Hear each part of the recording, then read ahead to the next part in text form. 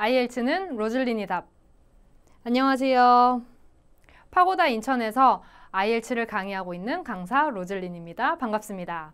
자, 오늘은 제가 여러분들께 지금 진행하고 있는 리딩 강의에 대해서 간략하게 안내, 소개를 좀 해드리고 그 다음에 어떤 분들이 어떤 레벨의 강의를 들으면 좋은지 그런 것들을 좀 설명을 해드리고요. 그 다음에 5.5점 그리고 6.5점의 목표 점수에 따라서 어떠한 전략을 세워서 내가 공부해야 되는지 오늘 확인하실 수 있을 겁니다. 그리고 마지막으로 실제 제가 진행하고 있는 강의 살짝 엿보면서 영상 마무리하도록 할게요. 자, 그러면 같이 보실까요? 자, 첫 번째로 강의 소개 저희 목표 점수반으로는 5.5점 점수 보장반과 6.5 점수 보장반 이렇게 레벨은 두 개로 구성을 하고 있습니다. 강의 대상 같은 경우에 5.5 점수 보장반은요. 지금 내가 어디서부터 공부해야 될지 막막하다. IELTS 공부 처음 시작하시는 분들 그리고 답의 근거를 정확하게 알고 싶은데 문제를 풀었을 때 감으로 이게 답인 것 같다. 긴가민가 하면서 우리가 답은 쓰지만 근거를 잘 모르겠어요 하시는 분들 추천합니다. 그리고 한두 달 이내로 5.5점의 점수를 제출하셔야 하시는 긴급하신 분들 어서 오세요. 환영합니다.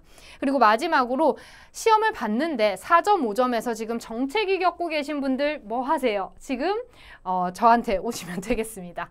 자, 다음으로 6.5 점수 보장반 같은 경우에는 강의 대상이 이미 5.5점 이상의 점수는 갖고 계신 분들에게 좀 추천을 드립니다. 그래서 5.5점에서 6점의 정체기를 겪고 계시다거나 아니면 대략적인 의미로 답은 찾아요. 얼추 이해는 합니다. 하지만 확신이 없어요. 정확하게는 모르겠고 이 언저리쯤 이게 답인 것 같은 느낌이 들어서 답을 찾고 계신다면 6.5점에서 저와 함께 답의 근거를 찾으실 수 있을 겁니다.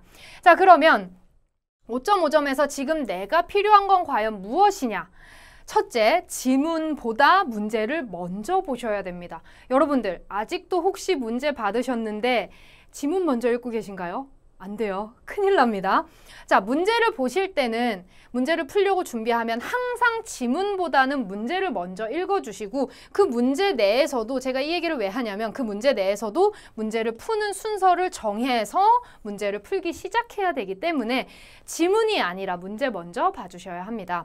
문제를 푸는 순서는 IELTS 리딩에서는 제가 두 가지를 강조하는데 첫 번째는 스캐닝 그리고 두 번째는 우리 스키밍 기술이죠. 그래서 스캐닝과 스키밍 기술을 사용해서 IELTS 리딩 문제를 풀도록 구성이 되어 있기 때문에 스캐닝은 일종의 빨리 우리가 스캔한다 그러죠. 필요한 키워드들만 전체 지문에서 빨리 스캔을 해서 찾은 다음에 그 문장을 꼼꼼히 읽어서 답을 찾아서 풀어주시는 형태의 문제가 스캐닝 문제고요. 그 다음에 스키밍 같은 경우에는 전체적인 내용을 빠르게 훑으면서 요약을 전체 지문에 대한 요약을 하고 이해를 하면서 푸는 형태의 문제가 스키밍 문제라고 보시면 됩니다. 그래서 이 두 가지의 형태의 문제가 섞어서 제시가 되고 있기 때문에 문제를 풀 때는 스캐닝 문제를 스키밍 문제보다 먼저 풀어주시는 걸 추천을 드려요. 하지만 우리는 스캐닝 문제가 무엇인지 스키밍 문제가 무엇인지 아직 파악하기가 어려우시죠? 자, 그렇다면 지금이 로즐린 IELTS 하실 때입니다.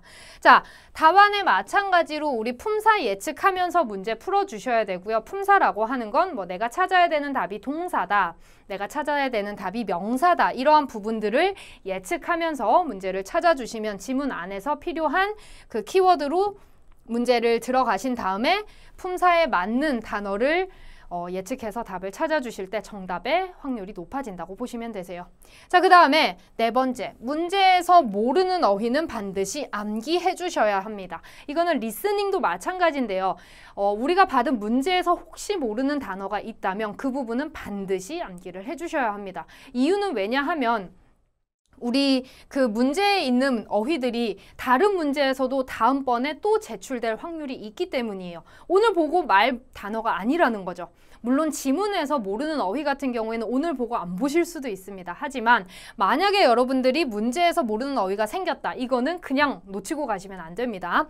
자, 다음으로 지문에 우리가 답안의 위치를 반드시 표시하는 습관을 들어주셔야 됩니다. 자, 무슨 말이냐면 우리가 지문에서 문제를 풀 때 이렇게 답을 구성하면은 여기 어느 부분에서 1번에 대한 답을 구했습니다 라고 지문에다가 표시를 해주시는 거예요. 이게 왜 필요하냐면 여러분들 문제 푸실 때 이 문제 그 다음에 풀 때는 보통 일반적으로는 순서대로 문제를 풀도록 되어 있습니다. 그래서 1번 답이 여기에서 나왔다면 2번 답은 그 1번 이후로부터 시작을 하기 때문에 위로 올라가셔서 다시 읽을 필요가 없다는 거죠. 그렇기 때문에 내가 읽어야 되는 부분을 마킹을 해놓는다라고 생각을 해주시면 되겠습니다. 그래서 답안에 대한 위치를 반드시 표시를 해주셔야 되고 이렇게 함으로써 답안에 대한 정답률도 같이 올라가게 됩니다. 왜냐고요?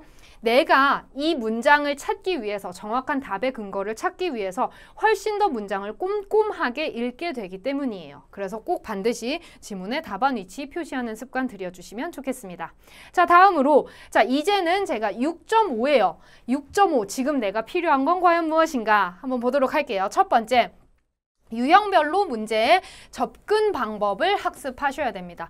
여러분들 리딩 같은 경우에도 문제의 종류가 약 13가지 정도가 있습니다. 그러면 이 문제마다 어느 부분을 키포인트로 해서 제가 아까 말씀드린 스캐닝 전략을 써야 될지 스키밍 전략을 써야 될지를 결정하셔야 돼요. 그리고 또한 이 내용에 따라서 어떠한 문제는 먼저 풀고 어떠한 문제는 나중에 풀어야 되는 그 문제 사이에도 순서가 있기 때문에 유형별로 문제를 파악을 해주셔야지 접근 방법이 결정이 되실 거예요. 그렇기 때문에 유형별로 문제 접근 방법을 반드시 학습해 주셔야 되고 두 번째로 키워드 동의어 예측. 동의어의 중요성은 아무리 강조해도 지나치지 않다. 시노님을 우리 문제에 나온 단어들을 읽으면서 내가 그 단어랑 알고 있는 그 단어와 비슷한 동의어들을 조금 생각해 보시면 실제 지문에서 그 단어가 나왔을 때 눈에 딱 들어요. 그래서 어떠한 단어를 키워드로 선택했을 때 보면서 동의어가 무엇이 있었더라 한 번씩 생각을 하시면서 문제를 푸신다면 목표 점수 우리 6.5에 더 가까워진다고 생각하실 수 있습니다. 자, 세 번째로 스캐닝 훈련하기인데요. 이거는 아까도 잠깐 언급을 했었지만 스캐닝은 전체 문제에서 내가 필요한 키워드들만 선택을 해서 이 키워드를 담고 있는 문장을 전체 지문에서 빠르게 훑어서 찾는 전략을 이야기를 합니다. 그래서 스캐닝 같은 경우에도 내가 지금 바로 하려고 하면은 안 되실 수도 있어요. 이것도 훈련이 필요하기 때문에 평소에 이렇게 단어를 키워드로 해서 스캐닝하는 훈련을 꼭 해주시기 바랍니다. 자, 그 다음에 6.5 네 번째는 주제별 관련 어휘 학습. 요거는 라이팅하고도 비슷하고 리스닝하고도 비슷한데 우리 주제별로 어휘를 학습하는 것은 가장 기본 중의 기본이라고 생각하시면 되세요. 그래서 주제별로 내가 테크놀로지라든지 아니면 environment 이런 토픽에 관해서 그것과 관련돼서 자주 나오는 단어들을 조금 암기하고 있다면 지문을 읽을 때도 이해도가 훨씬 높아지고요. 우리가 문제를 찾을 때 답변과 더 가까운 형태의 답을 찾을 수가 있습니다. 마지막으로 여러분 함정 조심하셔야 돼요. 무슨 말이냐? 6.5점 같은 경우에는 내용이 아예 이해가 안 돼서 문제를 못 푼다기보다는 사실 실수를 하거나 아니면은 약간 함정으로 꼬아서 낸 문제들에서 정확성이 떨어져서 틀리는 경우가 더 많으세요. 그래서 함정 조심하셔야 되고 반드시 나무 대신에 숲을 봐라. 다른 말로 하면은 아까 스캐닝 훈련하는 거 말씀드렸죠? 이 부분은 스키밍이라고 생각해 주시면 됩니다. 전체적인 맥락과 흐름, 이 글이 주장하는 바는 무엇인가? 이 글에서 지금 글쓴이가 요구하는 내용은 무엇인지, 어떠한 목적으로 이 글을 썼는지를 생각하면서 문제를 풀으신다면 그 내용을 정확하게 지문에서 이 부분에서 이 문제의 정답이 답이다. 가 아니더라도 이 문제에서 맥락상 이게 답이구나 라는 게 보일 겁니다. 그렇게 해서 6.5점 같은 경우에는 나무 대신 숲을 보는 전체적인 내용을 파악을 하는 것을 목적으로 하시면 좋겠습니다. 자, 그럼 이번에는 제가 진행하고 있는 로즐린 IELTS에서는 강의를 어떻게 구성하고 있는지 설명을 좀 해드릴게요. 자, 첫 번째로 캠브리지 한 권을 한 달 안에 완성합니다. 테스트는 총 4개로 구성이 되어 있고요. 한 세트는 3개 패시지, 40문제로 구성이 되어 있죠. 저는 한 달 동안 이 4개의 세트 지문을 다 풀고 문제에 대한 답변을 확인하는 방식으로 수업을 진행하고 있습니다. 자, 두 번째로 정확한 답안의 위치와 이유를 확인하실 수가 있습니다. 문제와 그 문제에서 나온 키워드로 지문을 추적하고 어떤 동의어를 사용해서 답안에 근접하게 찾을 수 있는지 그리고 어떠한 동의어가 사용이 돼서 답안이 됐는지를 그 이유를 꼼꼼하게 확인하실 수 있는 게 저의 강의의 특징이라고 보시면 되겠습니다. 자, 세 번째로 문제 유형별 전략 그리고 접근 방식 학습하실 수 있습니다. 제가 앞에서 잠깐 언급은 해드렸는데 IELTS 리딩 같은 경우에는 문제 유형별로 접근 방식 따로 있고요. 전략 따로 있습니다. 그런 게 있었어요? 라든지 그게 뭐죠? 라는 생각이 든다면 지금은 로즐린 IELTS 하셔야 할 때입니다. 저와 함께 강의 진행하시면서 파악해 보도록 하실게요. 자, 그 다음에 이해가 될 때까지 설명합니다. 저는 이 부분을 가장 중요하게 생각을 합니다. 수업을 진행하다가도 혹시 한 분이라도 잘 이해가 되셨는지 아닌지 확인한 다음에 이해가 안 되셨다라고 한다면 이해가 될 때까지 다시 설명해 드립니다. 완벽하게 이해하고 넘어가는 그런 부분이 필요하시다면 IELTS 리딩 공부하시면서 혹은 독학하시면서 내가 이게 확실히 이해가 안 되는데 뉘앙스상 이게 답인 것 같다 라는 느낌의 약간 막막한 생각이 드셨다면 지금 저와 함께 강의 진행해 보시면 좋을 듯 합니다. 자, 그러면 다음으로 실제 제가 강의를 어떻게 진행하고 있는지 강의 엿보기 시간 잠깐 가져보도록 할게요. 자, 저는 지금 True, False, Not Given 이라고 해서 True, False, Not Given 문제를 준비했고요.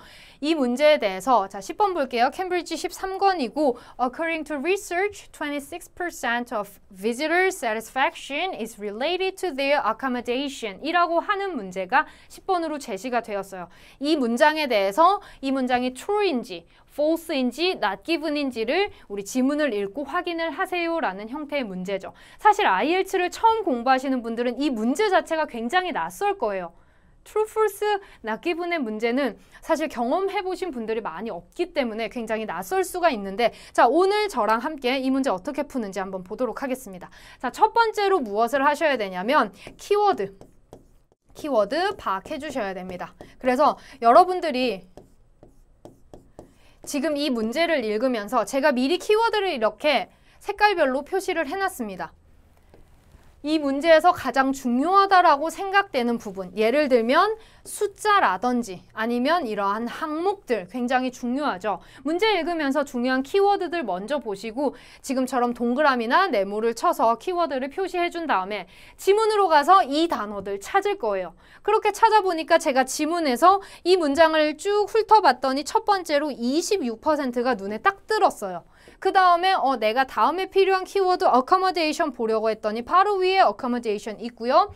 다른 키워드들 뭐 research라든지 visitors, satisfaction 이런 단어들이 위에 적혀 있어서 이 문장에서 내가 답을 찾아야겠구나라는 생각이 들었던 거죠. 그러면 이 문장을 읽어봤을 때 자, this is important as research shows activities are the key driver of visitor satisfaction, contributing 74% to visitor satisfaction, while transport and accommodation account for the remaining 26%.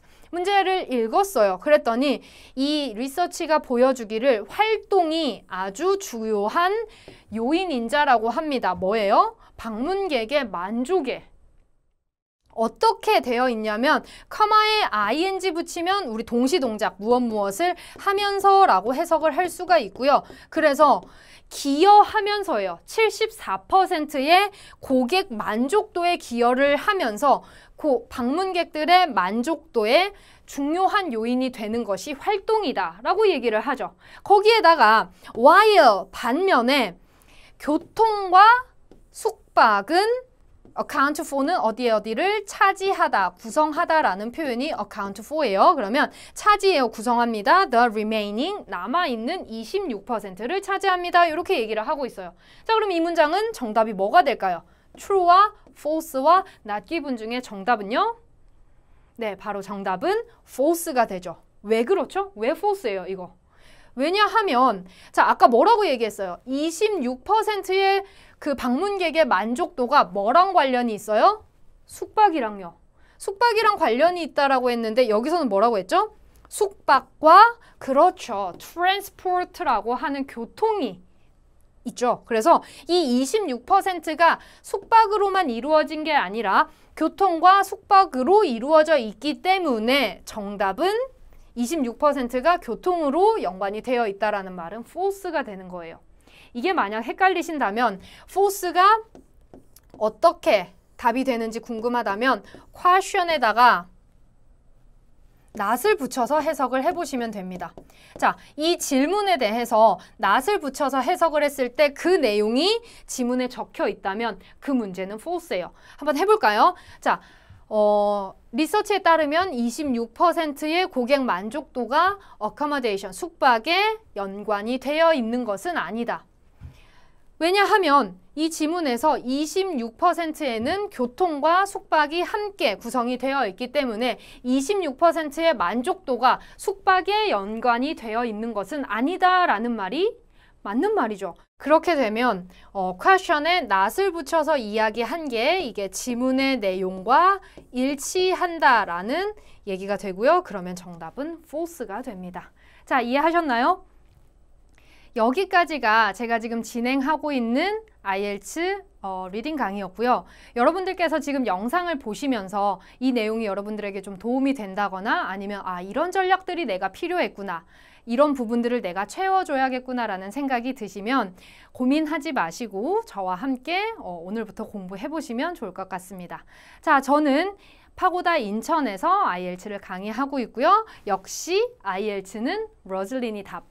강사 로즐린이었습니다. 감사합니다.